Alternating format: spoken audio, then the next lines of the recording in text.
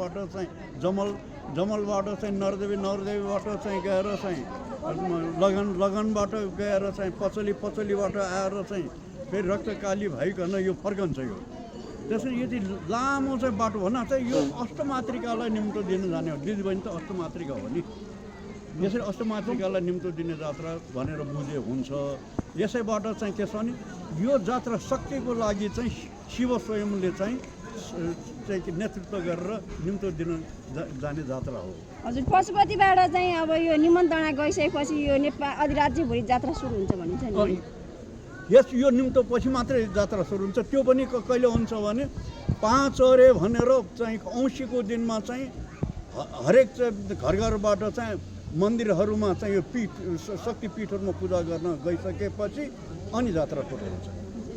पहिले चाहिँ शक्तिपीठहरूमा पूजा हुन्छ, घर घरबाट गएर पूजा गर्छन्, त्यसपछि अनि जात्राको प्रारम्भ हुन्छ। पहिला र अहिले जात्रा मनाउँदाखेरि के भिन्नता भेट्नु भएको छ हजुरले?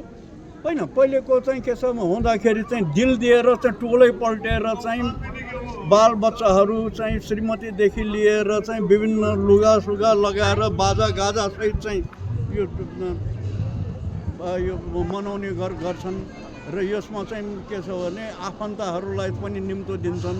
त्यसैले यसलाई चाहिँ पहाड चरेको चाहिँ यो चाहिँ के छ भने जात्रालाई कसैले चाहिँ यो बाहेक आफ्ना परिवार बाहेक अरूलाई पनि चाहिँ डाक्ने चाहिँ जात्रा पनि भन्छ। त्यसैले कसैले यसलाई पासा चरे पनि भन्छ। पासा चरे भन्नाले चाहिँ पासा भाइहरूलाई पनि साथीभाइहरूलाई पनि डाक्ने भन्ने अर्थ आउँछ। खासमा चाहिँ आफ्ना परिवार हो अनि पासा भाइ पनि यसमा संलग्न छ। कति दिन मनाउनु पर्छ यो जात्रा? कति दिन हुन्छ?